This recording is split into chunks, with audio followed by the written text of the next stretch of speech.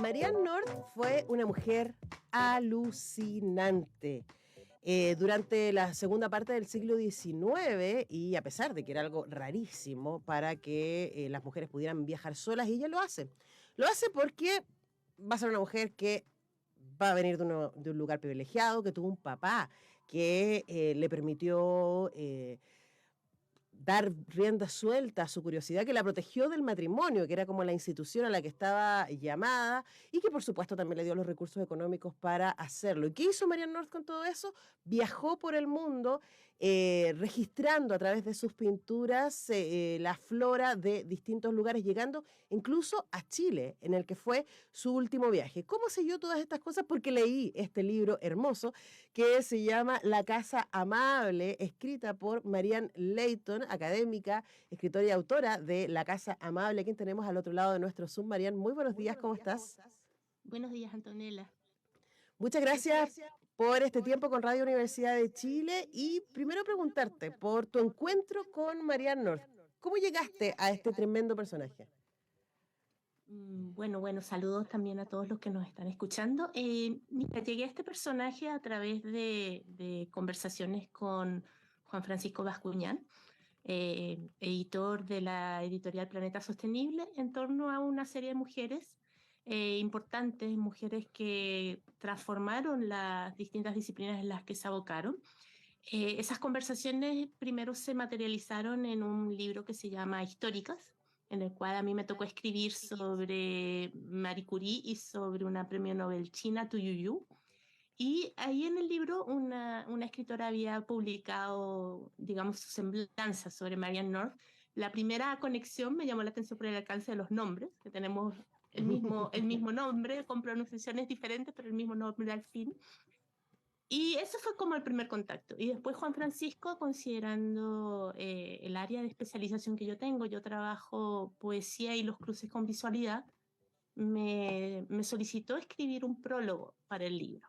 Un prólogo que se fue transformando en un texto que fue agarrando vuelos ficcionales y que finalmente de prólogo pasó a un relato. Y aquí estamos con este libro, La Casa Amable. Ese fue como el encuentro. Bueno, nosotros hemos conversado sobre otros libros de la editorial Planeta Sostenible acá en el programa, que es una editorial que se caracteriza por generar libros que tienen una gran visualidad. Ellos trabajan muchísimo la gráfica y de hecho la mayoría de los libros de los que hemos conversado acá son libros infantos juveniles, no libros objeto. Y este a mí me sorprendió en ese sentido porque lo es y también no lo es. Es un libro álbum, uno podría decir, porque reúne algunas de las más hermosas pinturas que hizo Marianne North sobre Chile. Hay en la portada es una hermosísima araucaria y al interior del libro hay muchas escenas y muchos detalles así de flores y cosas que de verdad son muy, muy bellas. Pero también es un libro que, como nos decía Mariana, está vinculado con un relato de una adolescente contemporánea que por distintas razones que leerán en el libro, llega a Londres y se encuentra con la obra de Marianne North, y al encontrarse con la obra de Marianne North es capaz también de encontrarse con Chile, ¿no? Y en la distancia y a través de las pinturas reconocer esto. Ahora, probablemente lo más impactante que a uno le pasa y que le pasa a la protagonista, ¿no? Es eso, es impactarse con esta mujer tan independiente en un momento en donde era tan difícil la independencia para las mujeres. Cuéntanos de ese espejeo que tú quisiste hacer ahí entre las personajes. Sí, mira, el espejeo tiene que ver con que pensaba cómo podía ser un relato. Juan Francisco me dijo, piensa en un prólogo pero ficcional. Y dije, ¿qué es un prólogo ficcional? Y a partir de ahí empecé a pensar, esta mujer es una viajera, y empecé a recordar experiencias de viajes de amigas, viajes propios míos, y que finalmente el viajar sola a esta altura de la vida sigue siendo una experiencia que para las mujeres, para las mujeres jóvenes, las adolescentes, implica una serie de riesgos de distinto tipo. Y sin embargo, esta mujer del siglo XIX viajó solita por todo el mundo. Evidentemente, como tú bien señalabas en la introducción, tenía los recursos para hacerlo. Y eso es una realidad y eso no hay que dejar de mirarlo siempre, ¿no? Y era parte de una estructura imperialista. Todos esos son elementos que de alguna otra forma en el libro aparecen sutilmente, por ejemplo, en algunas críticas que se hacen a ciertas instituciones museísticas, pero que no voy a contar mucho para que lean el libro. Sin embargo, lo que a mí más me impactó de ella tenía que ver con que como buena mujer del siglo XIX usaba unos vestidos larguísimos y usaba unas botitas, y sin embargo ella trepaba los cerros vestida de esa forma. Y en la actualidad más bien está esta sobre el sobreconcepto de que uno tiene que tener ciertos zapatos especiales, cierta ropa especial para poder viajar.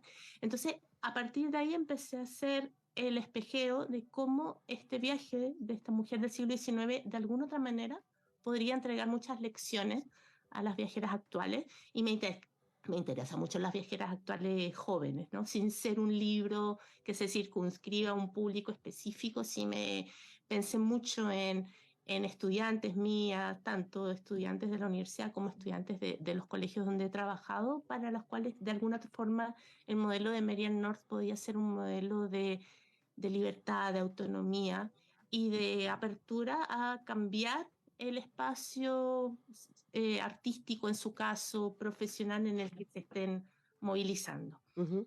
Eso fue un poco lo que quise hacer con este espejeo, que en realidad fue un espejeo que surgió de una manera bastante bonita. Yo estaba semi dormida y de repente me surgió la imagen. Y esa imagen fue la que me empezó a generar este diálogo. Ahora, hay 4 mujeres involucradas en este relato. Está la autora con quien conversamos, Marianne Leighton, está Marianne North, quien inspira y cuyas obras hermosas vemos en el libro, además, que es un libro ilustrado. Está la protagonista, la adolescente chilena que llega a Londres, ¿cierto? Y se encuentra con las obras de Marianne North. Y también está Julia Margaret Cameron, que es una fotógrafa, y yo no sé si te pasó, Mariana, pero inmediatamente uno piensa, ¿dónde está el libro de Julia Margaret? Porque uno dice, ¿cómo es que esta mujer pudo fotografiar? Era tan complicado fotografiar como pintar. Uno se imagina a Marianne North yendo, y ella lo dice en algún momento, con sus pinceles, ¿cierto? Con sus canvas, ¿cierto? Con todo el artilugio que necesitaba para poder instalarse a pintar las obras que vemos. Pero hacer fotografías en el siglo XIX era igual de complicado, era igual no eran las camaritas chiquitas que tenemos hoy día, eran unos armatostes gigantescos que también había que trasladar.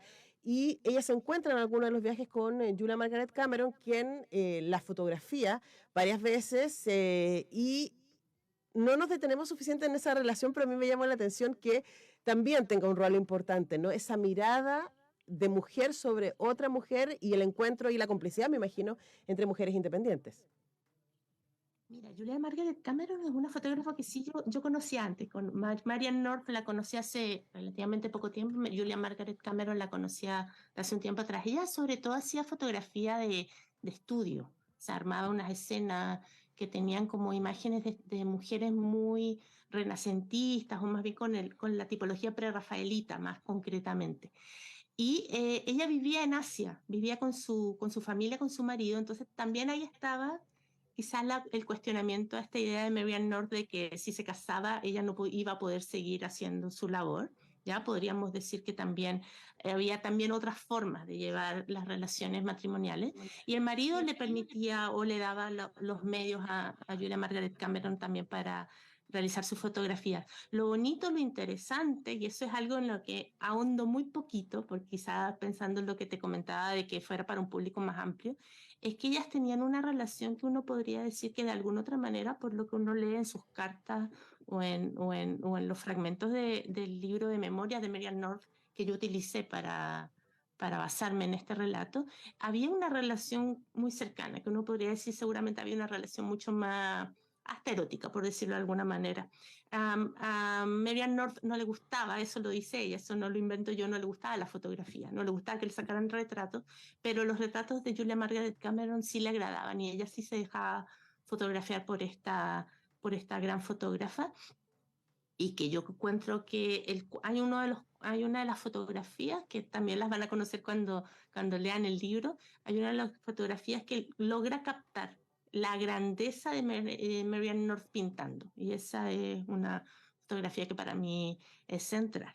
Y el otro caso que tú mencionabas de que otras mujeres que aparecen es el de Virginia Woolf. Virginia Woolf es quizá para mí la más grande escritora de principios del siglo XX, pero que al ser mujer aparece en una lista con hombres, ¿no? Si no fuera mujer, seguramente se la consideraría la más grande escritora.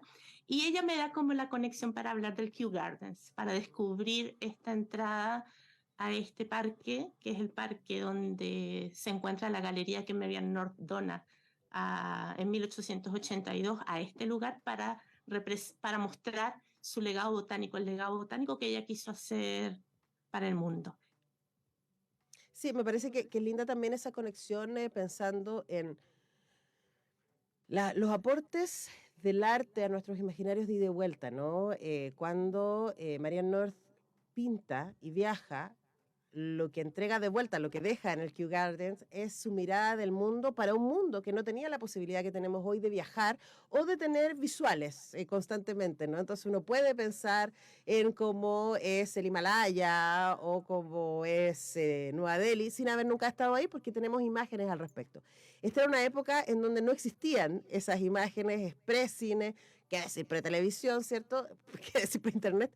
Entonces la única manera de poder hacerse una imagen de lo que estaba sucediendo más allá de las fronteras o del pueblo chico donde uno vivía tenía que ver con la capacidad de los viajeros. Entonces, lo que hace Marianne North es regalarle a su ciudad, a Londres, ¿cierto? Esta galería con sus obras para que puedan tener una mirada del mundo a través de sus ojos y de su arte. Y es bonito que la protagonista del libro, que viaja a Londres muy asustada sin saber mucho qué es lo que se supone que tiene que mirar, a pesar de que su amiga le hace una lista larga de como seasites, de espacio, así como que no se puede perder turístico. Ella es guiada por las letras de Virginia Woolf. Y me parece muy lindo. No sé si te ha pasado, Mariana. A mí me ha pasado viajar y decir, voy a ir a conocer el Montevideo de Drexler, por ejemplo, ¿no? O voy a ir a conocer el Lisboa de los Fados. Entonces uno va llevada por las artistas, ¿no? Cuéntanos de esa relación de ida y vuelta un poco que está ahí en el libro replicándose constantemente. Sí, mira, aquí lo que yo quise también construir, y eso sí es más personal, como las miradas construidas por, no sé, Julia Margaret Cameron, fotógrafa, Virginia Woolf, escritora, Marianne North, pintora, son, digamos, como pedagogías de cierta forma que nos enseñan a mirar, ¿ya? Pero lo bonito es que lo que a mí me interesaba trabajar y lo que al menos a mí me gustó de esta visión de Marianne North es uno, que se puede mirar sin una sensación de posesión. Ella revoluciona la pintura botánica porque ella pinta in situ, es decir, ella no pinta especímenes muertos y eso ya es una gran distinción.